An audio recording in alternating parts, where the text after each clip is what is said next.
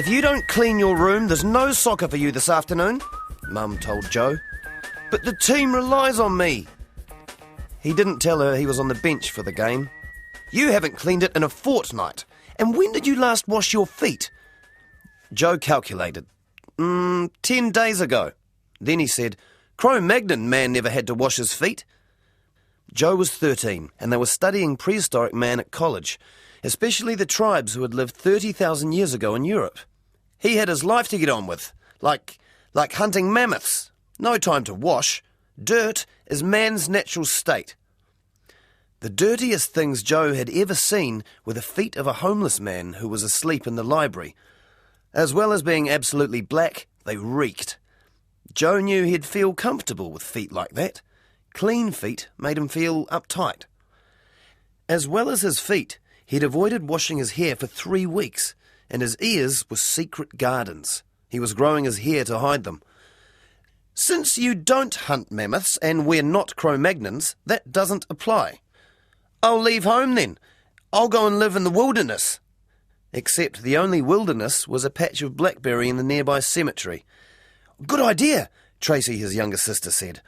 I'll clean out your room totally for Isabel and Vanessa when they sleep over on Saturday.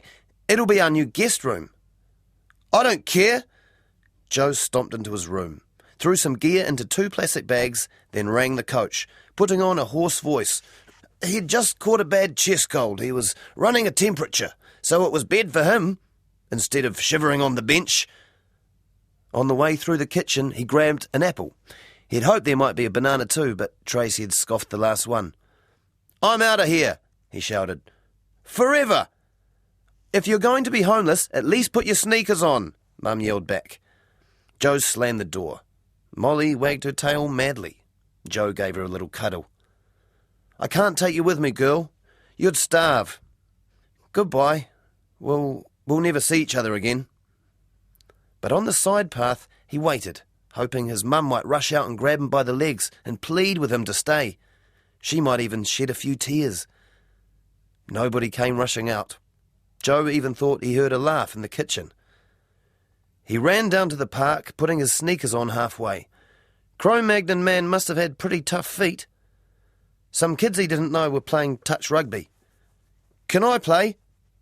They looked Joe over, at his dirty sneakers and scruffy clothes. You're too big for us, said a freckled kid. But one kid piped up. We're short of a player.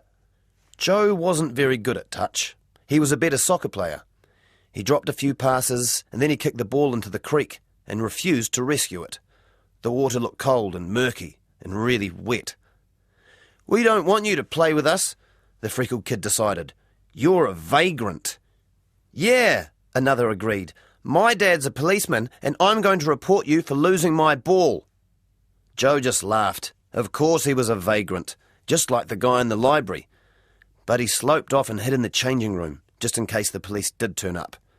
He gobbled his apple and wished he'd grabbed more food. He had no money. His allowance had been cut off because of his room. He peered out the window. It had started to rain and the kids had disappeared. He'd forgotten his anorak. The changing rooms would be locked soon. What would he do when it was dark? He'd have to find a bench and a bus shelter or maybe a big dry drain pipe. What if he met another homeless person, one who might pinch his jacket or sneakers?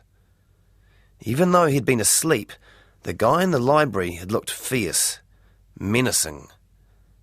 Suddenly, Joe wasn't sure he wanted to be one of the scary, unwashed ranks of the homeless. He'd always be cold and hungry. He wanted to be lying in his stinking bed in his stinking room, reading John Marsden. There was the banging of doors nearby. Probably an angry homeless man trying to get in or out of the loos. Joe gave a little shriek and tore out into the rain. He didn't stop running until he'd reached the front gate. He couldn't just walk in the back door. Mum and Tracy would laugh in his face. He crept around the far side of the house, but his window was locked. The only shelter was the tiny garden shed, but it was so small and jammed he'd have to sleep standing up. He tried squeezing into the kennel with Molly, but he could only get his top half in. She slobbered all over him, and the stink was awful.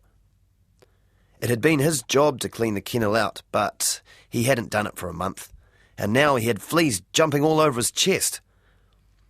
He lay down in the wheelbarrow and covered himself with dirty black polythene. He was unbelievably hungry, and there was nothing to eat in the garden. Mum only grew flowers in it. But then, incredibly, he smelled lasagna. Somebody was cooking it right under his nose, like in the garden shed. Somebody who was trying to torture him. The back door opened. "Joe!" Tracy yelled. "Dinner's ready!" Joe gave a yelp of amazement and relief and fell out of the wheelbarrow. "How did you know I was here?" he asked, bursting into the kitchen.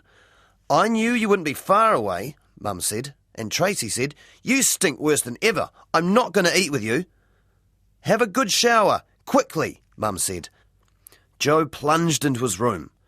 Tracy hadn't started filling rubbish bags from it yet. Then he lunged into the shower.